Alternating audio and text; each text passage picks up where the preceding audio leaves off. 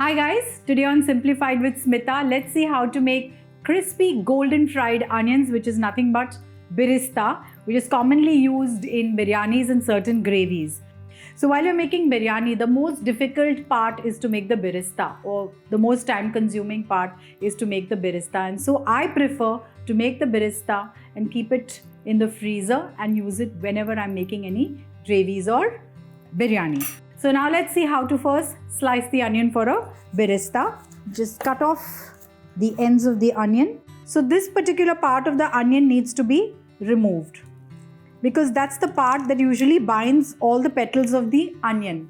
And now when we are frying the onions, we want each petal to be separate. Now, I'm just going to slice it fine. Not too fine and not too thick. They should be evenly chopped.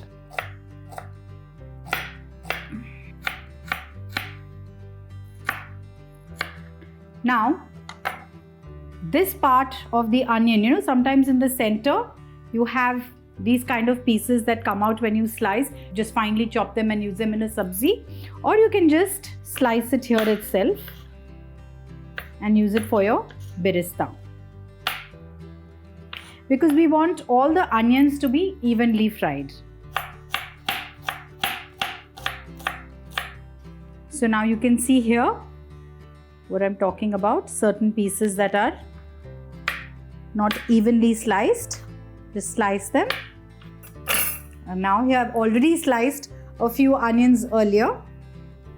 Now what you need to do is gently just crumble the onions.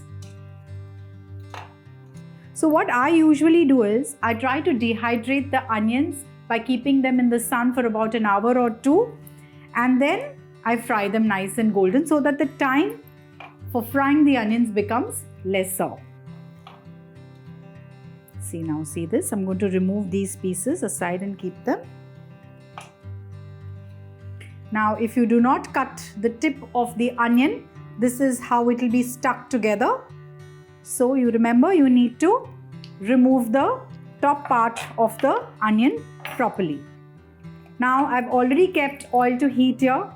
First add a small batch of onions, because usually what happens when you add onions to hot oil, the oil just starts coming up immediately. You can either burn your hand.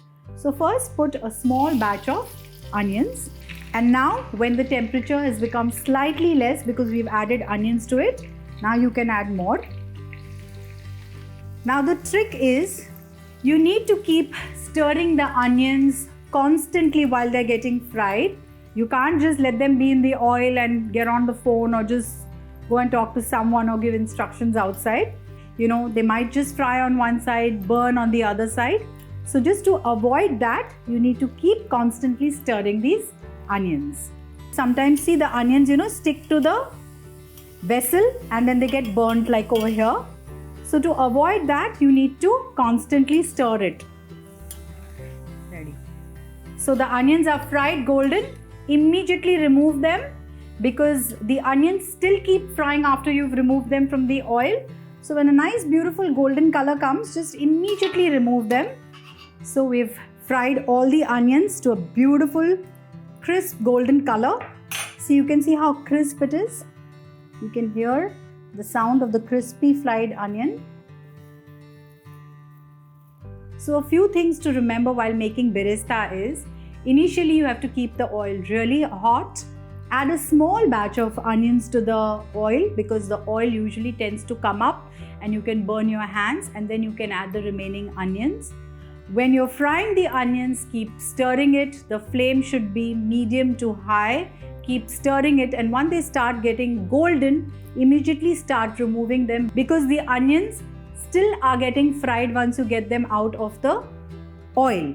So we don't want them to get burned. Now to store the Birista, you can store them in small batches in Ziploc bags, so you can use it very conveniently while making a dish. So these are the few basic tips you need to remember, and I'm sure you will now try making Birista at home.